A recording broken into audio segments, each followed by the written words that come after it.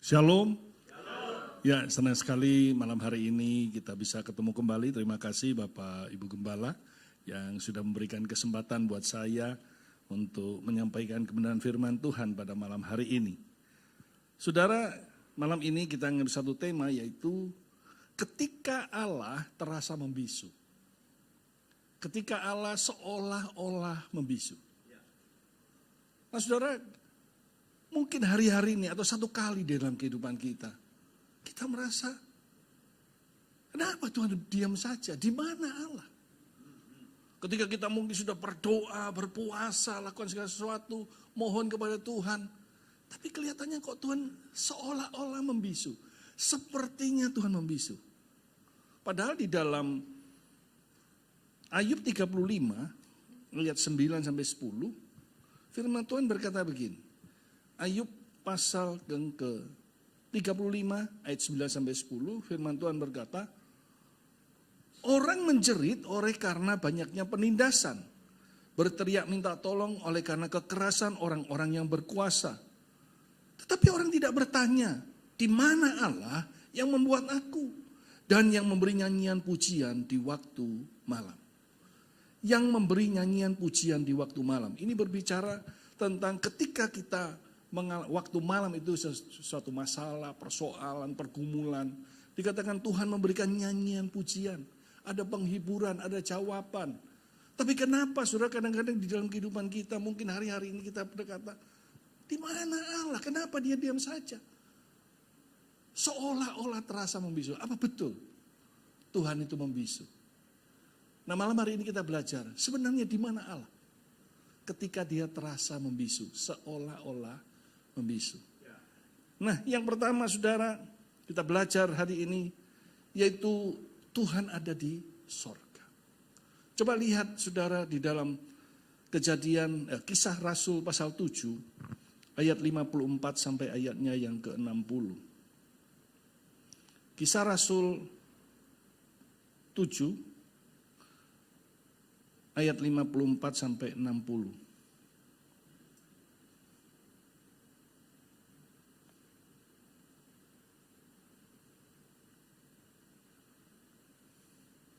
Firman Tuhan berkata begini, 54 sampai 60. Stefanus dibunuh, Saulus hadir. Ketika anggota-anggota mahkamah itu mendengar semuanya itu, sangat tertusuk hati mereka. Maka mereka menyambutnya dengan gertakan gigi. Tetapi Stefanus yang penuh dengan Roh Kudus menatap ke langit lalu melihat kemuliaan Allah dan Yesus berdiri di sebelah kanan Allah. Lalu katanya, sungguh aku melihat langit terbuka dan anak manusia berdiri di sebelah kanan Allah. Maka berteriak-teriaklah mereka dan sambil menutup telinga serentak menyerbu dia. Mereka menyeret dia keluar kota lalu melemparinya. Dan saksi-saksi meletakkan jubah mereka di depan kaki seorang muda yang bernama Saulus. Sedang mereka melemparinya, Stefanus berdoa katanya, ya Tuhan Yesus, terimalah rohku. Sambil berlutut ia berseru dengan suara nyaring, Tuhan, janganlah tanggungkan dosa ini kepada mereka. Dan dengan perkataan itu meninggallah ia. Saudara, ketika Stefanus dirajam batu, di mana Allah saat itu? Kenapa seolah-olah Tuhan diam saja? Padahal saudara kalau kita mengingat ketika Petrus ditangkap oleh Herodes, dia mau dibunuh, tapi Tuhan melepaskannya. Malam-malam dibangunkan, dia bisa lolos dari penjara itu. Kita melihat Paulus dan Silas. Pada waktu dia dipenjarakan, dia dirantai tangannya, dirantai kakinya, dipenjarakan dengan kerangkeng besi. Tapi Tuhan melepaskan dengan adanya gempa bumi. Semuanya terlepas. Pada waktu Daniel akan dimasukkan dalam gua singa. Dan singanya kelihatannya jadi ompong. Nggak bisa makan apa-ngapain. Waktu Sadrak, Mesak dan Abednego dimasukkan dapur api yang dipanaskan 7 kali lipat. Tapi Tuhan menolong, mujizat terjadi. Bau kebakaran pun tidak ada, rambutnya pun tidak terbakar sama sekali, jubahnya tidak. Kenapa kalau mereka ini ditolong, kenapa Stefanus tidak? Apakah Stefanus ini orangnya berdosa? Apakah karena dia kurang berdoa? Apa karena dia tidak berkenan kepada Allah? Saudara jangan gampang-gampang kita menghakimi. Kadang-kadang ketika lihat saudara kita, teman kita mengalami persoalan masalah, langsung kita berbicara, wah iku dosa iku. Paling dosane akeh iku. Uripe gak bener itu ya. Jangan gampang-gampang menghakimi. Di mana Allah pada waktu itu? Ternyata Allah waktu itu kalau kita melihat, dia ada di sorga. Dia sedang menyambut Stefanus. Buktinya apa saudara? Karena Allah bangga dengan Stefanus. Jadi ketika dilempari, dikatakan Tuhan ada di sorga, dia sedang berdiri di sebelah kanan Allah.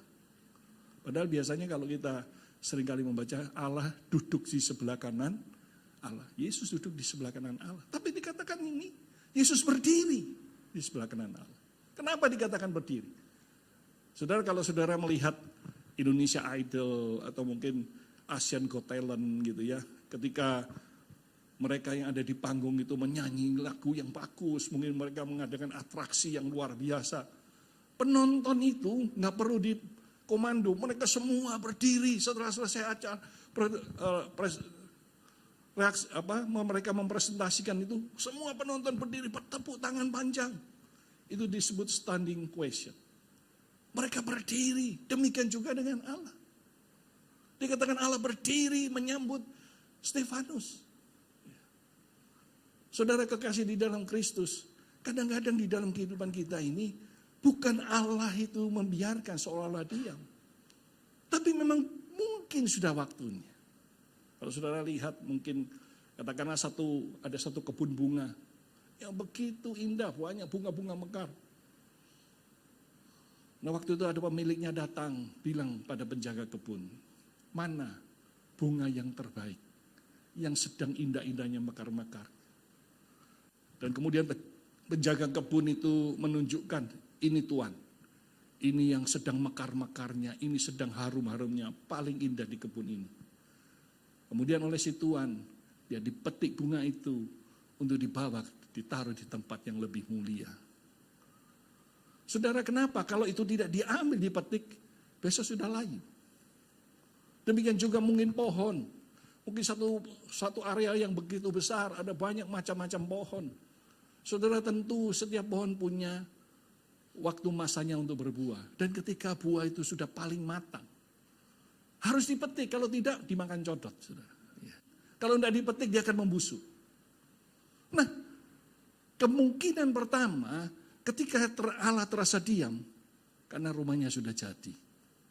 Stefanus ini katakan Yohanes 14 ayat 1 sampai 4, di mana Allah pergi ke sana menyediakan tempat rumah bagi kita. Nah, ketika rumahnya sudah jadi, dia datang menjemput kita untuk supaya kita bisa tinggal bersama-sama dengan Tuhan untuk selama-lamanya. Saya ingat saudara pada hari Minggu 22 September 2019 ya. Waktu itu ayah mertua saya ini sedang pelayanan di gereja saya. Ayah mertua saya ini senang mengarang lagu, dia pemain single keyboard. Nah waktu itu dia pelayanan di gereja kami. Bahkan dia bilang sama istri saya, Fon, dia kata, nanti papa video nih ya, ojo putus. Mulai awal sampai terakhir. Karena dia 2 kali mempersembahkan 2 lagu ciptaannya waktu itu. Nah, semua berjalan dengan lancar, baik. Nah setelah selesai pelayanan, ya kita jam 7 sampai jam 9, jam 10 dia pergi reuni dengan teman-temannya. Dijemput teman wanita 2, teman sekolahnya, untuk pergi reuni di daerah Sidoarjo Waru, di situlah. Dibawalah ke situ. Nah setelah dibawa ke sana, rupanya di tengah-tengah di Waru itu, mertua saya ini sambat. Wah aku ndak enak ya perasaanku, kok ndak enak kabeh aku. Aku tolong bawa ke rumah sakit saja, bawa ke dokter aku. Nah yang paling dekat adalah mitra keluarga di Waru. Akhirnya oleh temannya, Pak supir langsung ke mitra keluarga. Ke mitra keluarga, kemudian istri saya ditelepon. Ya, ditelepon, dikatakan papamu masuk rumah sakit katanya.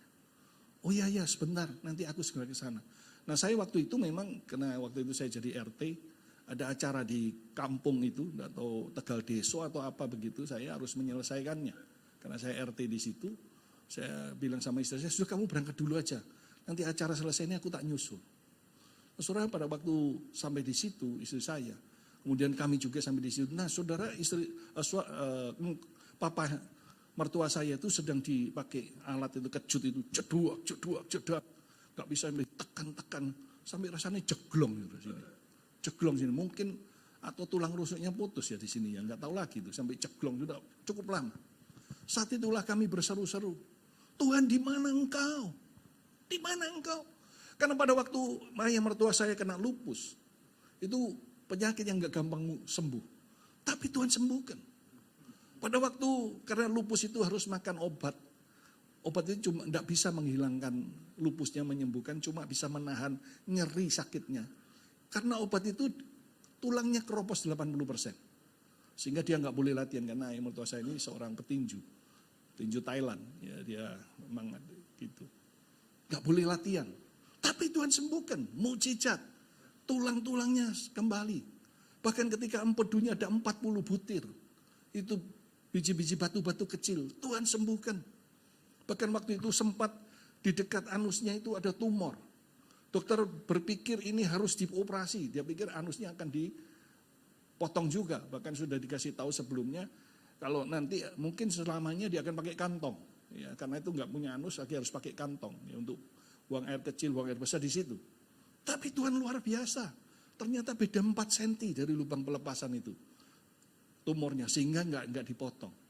Nah saudara, ketika itu mujizat terjadi, kami waktu itu bertanya, di mana Engkau Tuhan? Sembuhkan, tolonglah kali ini. Tolonglah Tuhan. Kami berseru-seru, tolonglah ayah mertua saya. Istri saya bilang, tolongon papaku Tuhan, tolongon. Tapi serupanya Tuhan berkehendak yang lain. Tapi akhirnya dia meninggal. Nah saat itu kami berpikir, mungkin saja kerohanian ayah mertua saat itu sedang mekar-mekarnya. Posisi kerohanian sedang tinggi-tingginya. Nah saat itulah seperti bunga tadi, ada waktunya, rumahnya sudah jadi. Sehingga dia diambil, dibawa pulang. Karena mungkin saja setelah hari itu bisa saja terjadi. Karena hidup di dunia ini banyak gangguan, setan, iblis, keduniawian, kedagingan. Bisa membuat orang itu bisa jatuh. Tapi mungkin saat itu kerohaniannya sedang naik-naiknya. Sedang mantap-mantapnya kerohaniannya, sehingga saat itu dipanggil pulang. Jadi yang pertama saudara, kalau Tuhan serasa membisu, seolah-olah membisu. Jangan-jangan bukan Tuhan melupakan kita, mengapa? Dia sedang ada di sorga untuk menyambut kita dengan segala kemuliaannya. Amin saudara. Itu yang pertama. Yang kedua saudara, di mana Allah? Ketika kita merasa bahwa Tuhan itu rasanya kok diem saja. Padahal kita sudah berseru-seru kepada Tuhan. Tapi kok rasanya Tuhan diam saja. Saudara lihat di Sefanya 3 ayat 16 sampai 19. Sefanya 3 ayat 16 sampai 19. Firman Tuhan berkata gini. Pada hari itu akan dikatakan kepada Yerusalem, jangan takut hai Sion, janganlah tanganmu menjadi lemah lesu.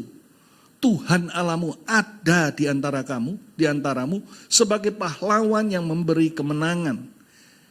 Ia bergirangkan engkau dengan sukacita, ia membaharui engkau dengan kasih-Nya, ia membersorak-sorai karena engkau dengan sorak-sorai. Seperti pada hari pertemuan raya, aku akan mengangkat malapetaka daripadamu, sehingga oleh karenanya engkau tidak lagi menanggung celah. Sesungguhnya pada waktu itu aku akan bertindak terhadap segala penindasmu, tetapi aku akan menyelamatkan yang pincang, mengumpulkan yang terpencar, dan membuat mereka yang mendapat malu menjadi kepujian dan kenamaan di seluruh bumi. Yang kedua, di mana Allah?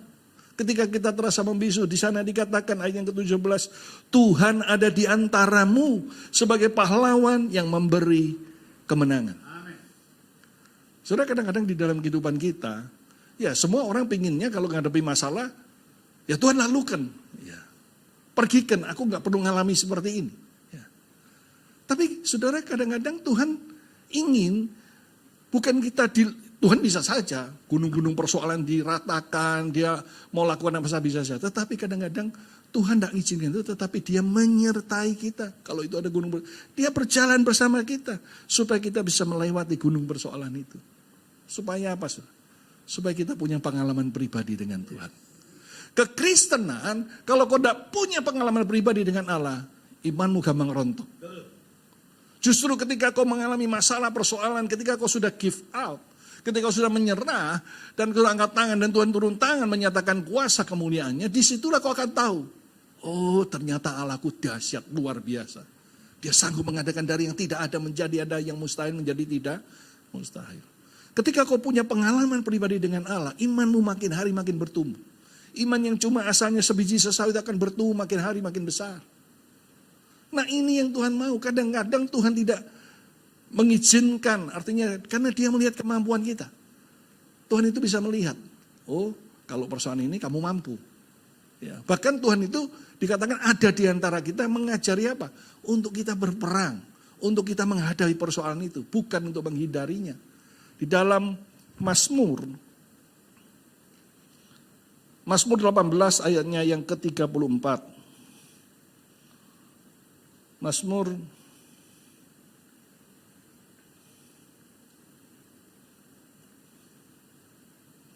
18 ayatnya yang ke-34.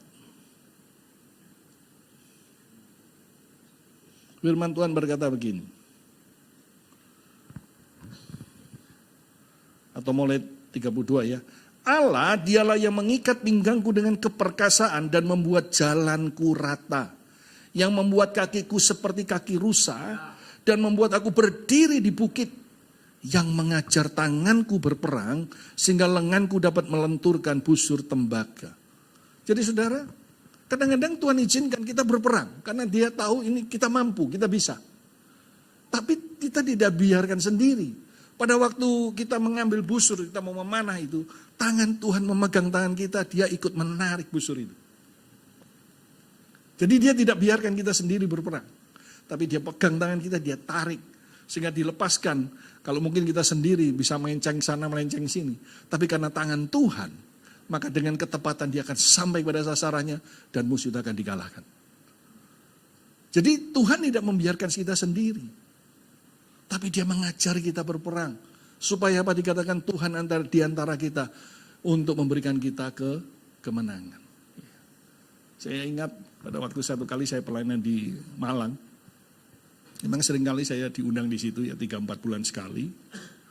AKR di situ. Nah satu kali waktu saya pulang doa itu, ada seorang panggil saya. Pak Pendeta, saya mau ngomong Pak Pendeta. Ya ada apa Kenapa Tuhan itu tidak adil buat saya? Kenapa Tuhan itu enggak adil? Wah ini urusannya dowo ini, saya enggak adil lagi. Ono opo iki gitu ya. Ya masuk aja masuk. Jadi saya sudah mau pulang, balik lagi ke dalam gedung. Saya tanya ada apa? Nah, dia mulai cerita. Dia bekerja di pabrik panci. Dia kerja di situ dari asalnya serabutan. Karena sudah bertahun-tahun dia dipercaya. Akhirnya dia terakhir itu posisinya kepala gudang. Nah rupanya pemilik pabrik ini cukup kaya, mungkin pabriknya banyak. Jadi tidak sempat, artinya untuk dia nengoki satu saat tiap hari gitu enggak. Ya pokoknya dia merem-merem sajalah, yang penting cuan, yes pokoknya jalan lah. Kalau mikiri satu-satu repot. Ya. Dia serahkan pada orang-orang kepercayaan. Nah pada hari H itu dikatakan hak sebelumnya itu, rupanya pimpinannya ganti baru. Nah ketika pimpinannya baru, rupanya pimpinannya ajak korupsi. Diajak korupsi, jadi kalau misalnya pabrik itu menghasilkan sekian, dia dibilang sekian karena dia kepala gudang, nanti itu dijual, uangnya dibagi-bagi. Tapi dia nggak mau. Dia katakan, kenapa harus korupsi? Kan bos kita baik. Iya tapi begini. Loh, saya ini merasa cukup kok. Dengan gaji saya sekarang ini saya merasa cukup. Saya nggak mau, dia katakan seperti itu. Kalau diajak korupsi dia nggak mau. Tuh bos kita baik, ngapain sih seperti itu? Wah karena dia ini yang paling nolak, yang lainnya mau sudah setuju. Hanya dia yang nggak mau, pikir ini bahaya ini. Ini mata-mata ini, kalau nanti bisa lapor sama bos, semua bisa dipecat. Akhirnya dijebaklah dia. Satu kali ketika pulang kerja, kan ada security di situ. Nah rupanya di tasnya ditaruh barang. Sama musuh-musuhnya itu dalam tanda petik. Ditaruh barang di situ, sehingga pada waktu keluar, diperiksa, loh kamu kok bawa barang pabrik? Loh masa ada? Dia juga nggak tahu, dia memang dia nggak ambil. Loh, iya ini buktinya ada. Karena memang sudah di skenario seperti itu, teman-temannya datang bilang, ya kamu nyuri ya berarti kamu. Kok bisa kamu katanya orang lama percaya, kamu ini munafik, buktinya kamu nyuri barang. Wah saksinya banyak, nggak bisa apa-apa. Buktinya ada, dia bilang nggak nyuri, buktinya barangnya di situ, di tasnya. Akhirnya Dipanggilkan bosnya, akhirnya dipecat. Dipecatlah dia. Nah dia katakan, yaitu dia katakan, kenapa Allah tidak adil? Aku yang mau hidup jujur, aku mau hidup benar, malah aku yang dipecat. Nah orang-orang itu yang korupsi, yang sebenarnya kok masih tetap eksis. Kenapa? Dia katakan, di mana Allah? Dia katakan seperti itu. Nah saya bilang gini loh seperti firman Tuhan katakan, rambut lepas satu helai dari kepala tanpa seizin Tuhan tidak terjadi. Kalau peristiwa ini terjadi dalam hidup tentu Tuhan punya rencana. Yang mungkin hari ini kau nggak ngerti tapi nanti dengan berjalannya waktu akan ngerti. Kenapa itu terjadi? Sekarang begini aja, tetap aja ibadah, tetap setia di dalam Tuhan. Di gereja ada pelayanan. Iya nih, saya ini pendoa nih. Ya sudah, doa terus saja, pendoa saya, serahkan sama ke Tuhan. Mungkin hari ini kau nggak ngerti, tapi kau akan ngerti. Ayo tak doa saya doain supaya kuat. Tetap ya setia, pelayanan, sudahlah. Pasti Tuhan ada rancangan. Ya udah saya pulang. Nah 3-4 bulan kemudian saya diundang lagi ke situ. Saya ke situ, waktu pulang dipanggil lagi. Nip, sebentar Nip. Ada apa Ternyata Tuhan itu baik Dan jero hatiku ket biyen Tuhan itu baik. Sehingga baik kan kita ini kan gitu ya. Ada apa Dia mulai cerita. Gini Nip, kan ini sudah ada umur. Ya, mau kerja di mana lagi? Sudah tua, tidak ada orang yang mau terima kerja. Yang tidak punya ijazah yang kayak apa. Ya. Nah padahal hidup kan harus tetap jalan. Karena dipecat nggak punya pensiun. Pegawai negeri bukan, swasta yang tidak ada pensiunnya. Tapi kan harus hidup. Lantas apa yang dia kerjakan? Dia ingat saudara, pada waktu dia masih muda-muda itu pernah diajari sama mamanya itu bikin bakwan. Akhirnya dia mencoba bikin bakwan, jualan di rumah. Kok ya lumayan laris, lumayan laku. Akhirnya dia bikin rombong, dia katakan. Dia jual di pinggir jalan, tambah rame. Karena rame-rame akhirnya dia bisa kontrak ruko. Kontrak ruko dia jual di situ. Sekarang dia nggak lagi jualan yang juali, dia cuma duduk di kasir, dia katakan untuk terima duit, order dan sebagainya. Ada pegawai-pegawainya, cuma yang ramu dia. Dan dia bilang begini, ternyata nih jualan bakwan ini hasilnya lebih akeh daripada aku jadi kepala gudang. Gitu. Kok heran aku gini, kenapa kok enggak dulu aku dipecat gitu ya. Coba aku dari dulu dipecat karena aku tambah sugih katanya. Ayo tepuk tangan itu Tuhan. Kadang-kadang kita nggak mengerti, ya. Kadang-kadang kita berpikir, di mana engkau Allah, kenapa kau diam saja? Kadang Tuhan izinkan supaya kita berperang menghadapi, supaya kita tahu kita punya Allah yang dahsyat. Amin, saudara. Itu yang kedua. Yang ketiga, yang terakhir. Di mana Allah? Ya, ketika seolah-olah Allah itu terasa membisu. Saudara, dikatakan di sini ayat poin yang ketiga, di mana Allah ketika Allah terasa membisu, Tuhan berperang ganti kita. Jadi saudara kalau ingat, coba kita baca saja ayatnya, Keluaran 14. Ayat 13 sampai 14. Keluaran 14. Ayat 13 sampai 14, firman Tuhan berkata begini. Tetapi berkatalah Musa kepada bangsa itu, janganlah takut, berdirilah tetap dan lihatlah keselamatan dari Tuhan yang akan diberikannya hari ini kepadamu, sebab orang Mesir yang kamu lihat hari ini tidak akan kamu lihat lagi untuk selama-lamanya. 14, Tuhan akan berperang untuk kamu dan kamu akan diam saja. Jadi pada waktu itu Musa kan disuruh Tuhan membawa bangsa Israel ke tanah perjanjian, tanah Kanaan. Tapi untuk masuk tanah Kanaan mereka harus melewati laut Teberau, laut mati yang begitu lebar, arusnya keras. Nah waktu itu tidak ada kapal, sampan, mungkin perahu yang bisa membawa kurang lebih 2-3 juta orang Israel untuk nyebrang di situ. Musa dalam keadaan putus asa. Ya. Karena apa? Pada waktu dia ada di Laut Teberau itu seperti makan buah simalakama. Maju nggak bisa, mundur juga nggak bisa. Karena rupanya Firaun ini tidak rela kalau mereka sudah jadi budak 400 tahun itu meninggalkan mereka. Mereka sudah zona nyaman yang dikerjakan oleh para budak untuk keperluan mereka sehari-hari. Mungkin masih ngasih makan kuda, ya ngambil air nih macam-macam itu para budak ini orang-orang Israel. Mungkin yang Terus ngomel itu para istri-istri di situ. Ya, orang-orang di sana, Pak nanti siapa yang ngerjain begini? Ayo Pak, tarik kembali. Akhirnya Firaun membawa 600 kereta berkuda pasukan lengkap. Untuk apa? Mengejar bangsa Israel. Supaya mereka ini dibawa pulang kembali ke Mesir, dijadikan budak. Kalau nggak mau, ya dibunuh di mana saja mereka ketemu. Jadi waktu itu mereka bingung, maju nggak bisa laut, mau mundur. Itu di padang gurun kan. Kelihatan debunya itu gerubuk-gerubuk 600 kereta berkuda. Debunya kemana-mana. Wah mereka sudah dalam keadaan ketakutan di situlah. Di sini kita bisa melihat. Kadang Tuhan itu lihat begini. Kalau kita sudah nggak mampu menghadapi persoalan itu.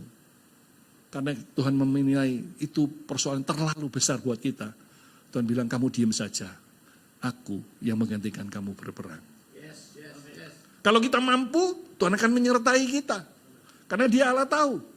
Memang kemampuan seseorang itu berbeda-beda. Ya. Mungkin orang yang saya tahu dasarkan cerita Alkitab, orang yang paling kuat menghadapi persoalan itu Ayub. Saya bisa bayangkan.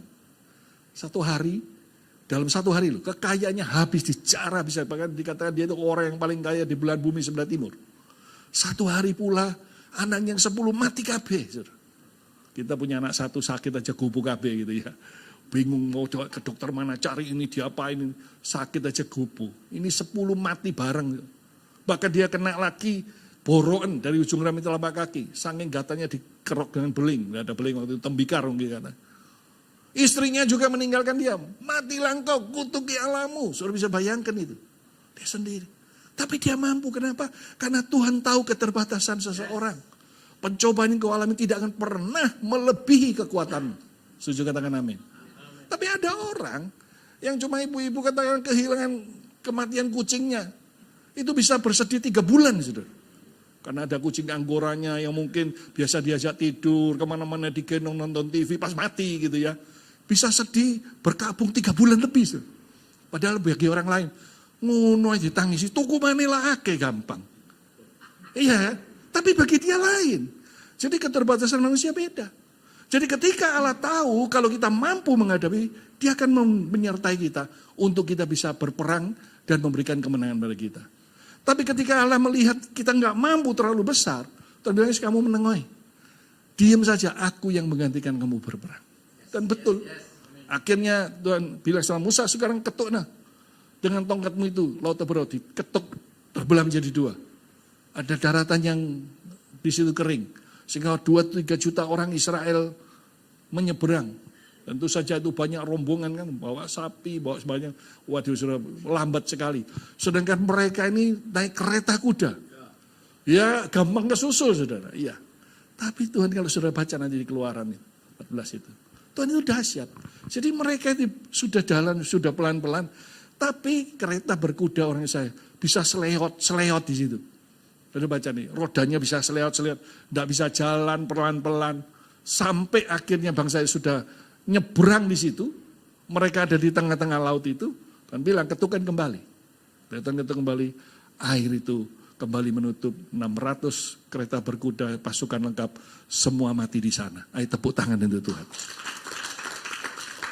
Jadi Tuhan itu kadang melihat, saudara.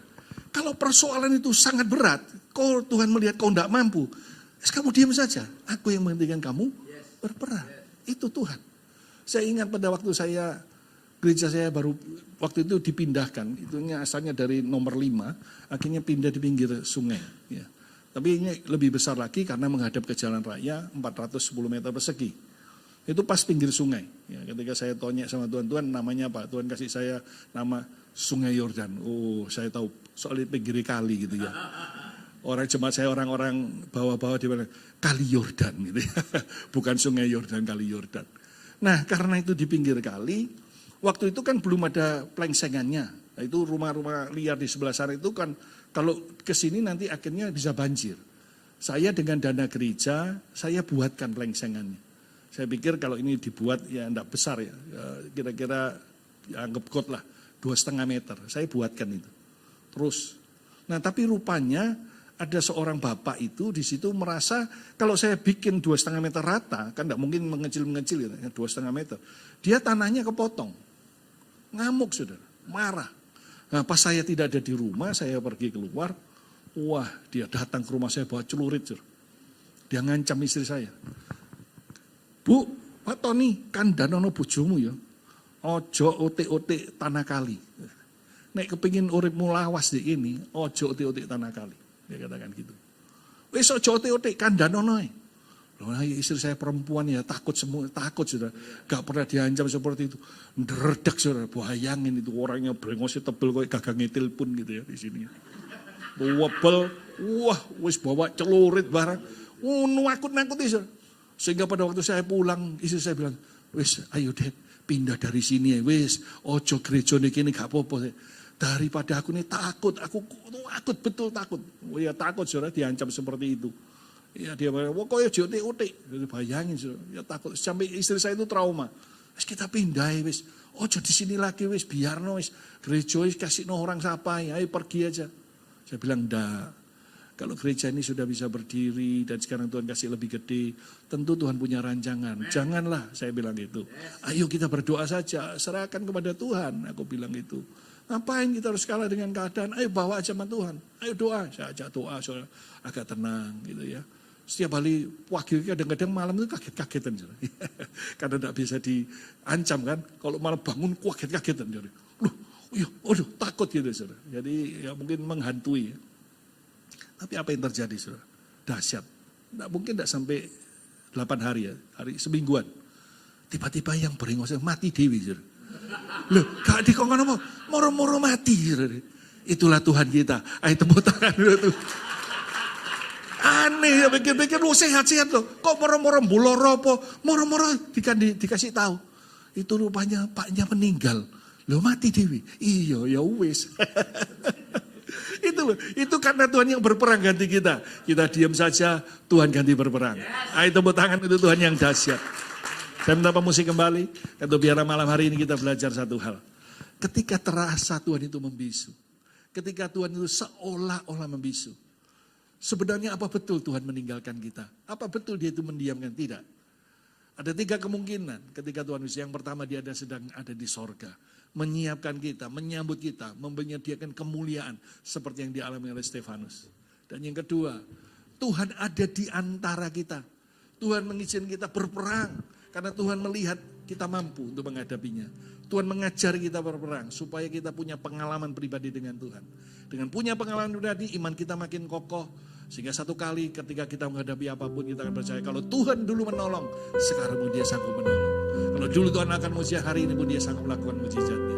Dan yang ketiga, kalau Tuhan merasa persoalan terlalu berat bagi kita, dia tahu kita gak mampu menghadapinya. Tuhan berkata, kamu diam saja, aku yang menggantikan kamu berperang. Amin saudara.